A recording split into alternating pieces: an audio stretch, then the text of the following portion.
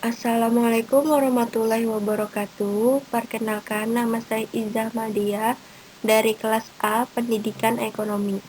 Yang terhormat, Ibu Kristi Stefani Piar, SIP MM.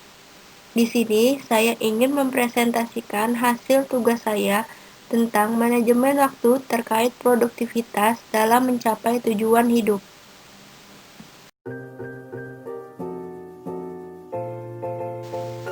Saya akan ngejelasin soal manajemen waktu supaya banyaknya kesibukan kita ini bisa memanfaatkan waktu yang ada dengan sebaik-baiknya. Nah, ada hal mendasar yang perlu kita ketahui tentang manajemen waktu. Kunci manajemen waktu yang sukses yaitu seberapa kuat motivasi kita dalam mengatur waktu supaya bisa lebih produktif. Terus gimana nih biar motivasi kita jadi kuat? Motivasi yang kuat itu kita harus menguasai 3 skill utama. Yang pertama, awareness, yang kedua, arrangement, yang ketiga, adaptation.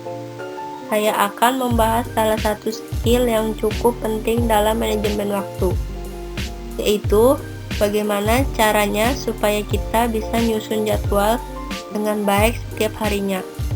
Menyusun artinya adalah skill arrangement. Mungkin sekarang kita mikir, kita udah nih coba bikin jadwal buat sehari-hari, tapi ya tetap aja banyak yang skip atau banyak yang tertunda. Ada beberapa hal spesifik dan sederhana yang bisa kita lakukan, yaitu pertama adalah kita coba membuat jadwal yang lebih spesifik dalam bentuk checklist. Kita harus bikin checklist.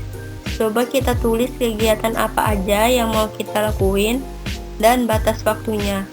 Kita harus susun secara urut sesuai waktunya, atau juga kita bisa susun sesuai prioritas. Hal selanjutnya, kita bikin kotak kecil untuk checklist jika kegiatan itu udah dilakukan. Biasanya ada rasa puas dan lega ketika kita checklist kegiatan-kegiatan yang ada di jadwal itu. Ini bikin kita tambah semangat buat checklist tugas yang lain gitu. Terus yang ketiga adalah ngasih reward ke diri sendiri. Nah, reward yang kayak gimana sih? Manusia akan ngikutin tindakan yang munculin konsekuensi positif. Kalau misalnya tindakan kita itu menghasilkan konsekuensi positif, kemungkinan besar kita bakal ngelakuin hal itu lagi. Mencapai tujuan hidup. Setiap orang pasti punya mimpinya masing-masing.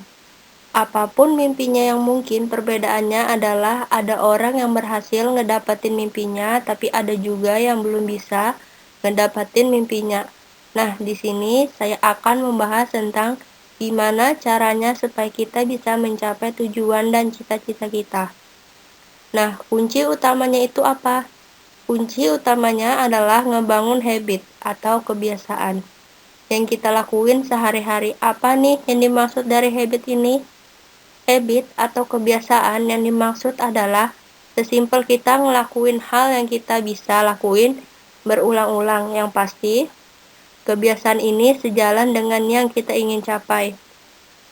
Kuncinya adalah setiap hari dan harus konsisten. Selain kita punya mimpi, punya rencana, itu memang harus kita susun dan kita pikirkan terus-menerus. Selain itu juga perlu ada aksi yang dilakukan secara konsisten dan membantu untuk berkembang setiap hari. Apa sih yang diinginkan dan diwujudkan? Kita coba tulis tujuan kita di kertas dengan jelas, dengan smart. Berikutnya, kita tentuin hal termudah apa yang bisa kita lakuin setiap harinya biar bisa jadi lebih baik. Setelah itu, coba dukung kebiasaan itu dengan keinginan serta konsistensi yang kuat. Nanti lama-lama akan terbiasa dan akan menjadi sebuah kebiasaan.